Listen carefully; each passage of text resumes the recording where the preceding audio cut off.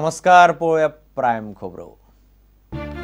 मोदी लाटेन काँग्रेसीचो धुंवर, काँग्रेस देवली 50 सकयल, राष्ट्रीय दर्जो वगडायलो, बीजेपी पावली 284चेर, 21 मायाक मोदीचे प्रधानमंत्री म्हणून सोपूतविधीची तयारी। गोंयांतूय बीजेपीच चर्चिल शेळेलो, आपान काढली 25,000 मतां, 9,000 मतदार म्हणटात एकूय उमेदवार नाका, श्रीपाद मंत्री जातलो, केंद्र आधार दितले, बीजेपीक आस्त। यूपीए सरकाराचो भ्रष्टाचार आनी म्हारगाये आड मतदारांचो बीजेपीक स्पष्ट कौल, दिल्ली उतरक खरी करपाची मोदीचेर जबाबदारी, स्पष्ट बहुमतान जबाबदारी वाडली, लोकांच्यो प्रतिक्रिया। आणि दक्षिण गोंयांत काँग्रेसीचे गणित चुकले, साश्टींत लीड पडली, मायनिंग वाठारांत फटयले, 70 फुटली, मडगांव फातोड्ड्या काडली बीजेपीन लीड, पळयात खासा रिपोर्ट।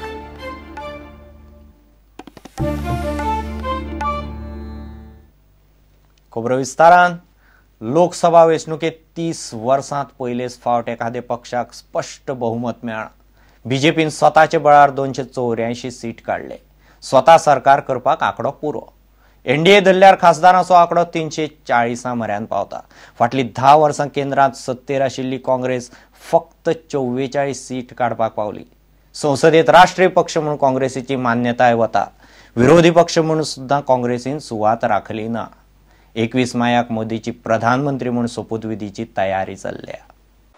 17 मई को दोपहर के पास भारतीय जनता पार्टी की संसदीय समिति की बैठक होनी है और उस बैठक में यह तय किया जाएगा कि नरेंद्र मोदी की ताजपोशी किस दिन और किस वक्त किया जाए। साथ ही संसदीय समिति इस बात पे भी चर्चा करेगी कि आने वाले सरकार में किस नेता को, किस सांसद को कौन सा मंत्रिमंडल दिया जाए। यह मैंडेट नरेंद्र भाई मोदी की लोकप्रियता, क्षमता, प्रामाणिकता के लिए भी एक प्रकार का जनादेश है।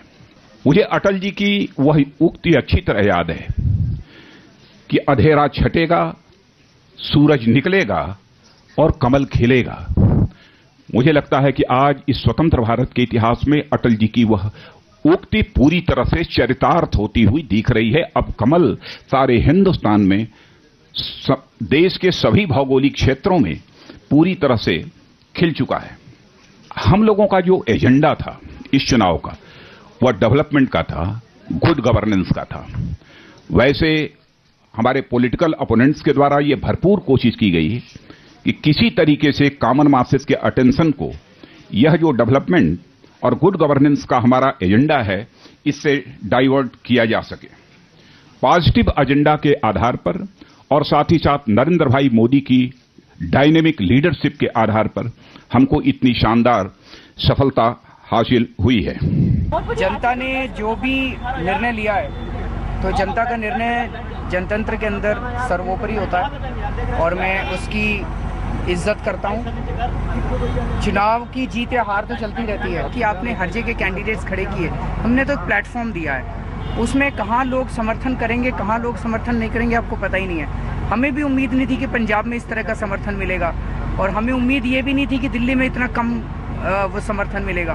तो ये सारी चीजें हैं, अगले 3-4 दिन में बैठेंगे इसके ऊपर।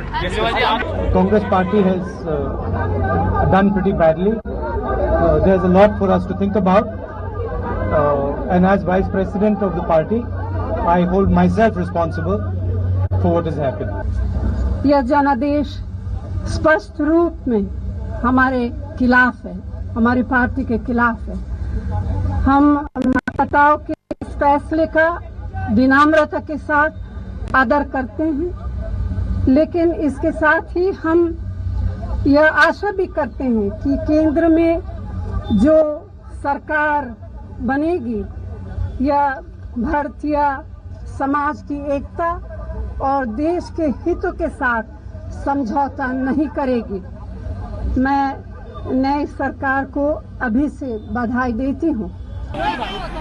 हिंदुस्तान के इतिहास में शुद्ध रूप से, ये मैं जरा शब्दपूर्वक जिम्मेवारी से करता हूं, शुद्ध रूप से कांग्रेस से सिवाय किसी एक आजादी के बाद पहली बार हुआ है।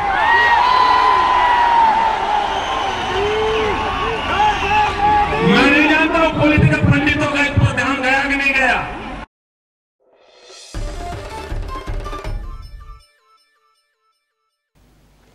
घेऊ एक व्यावसायिक विसव।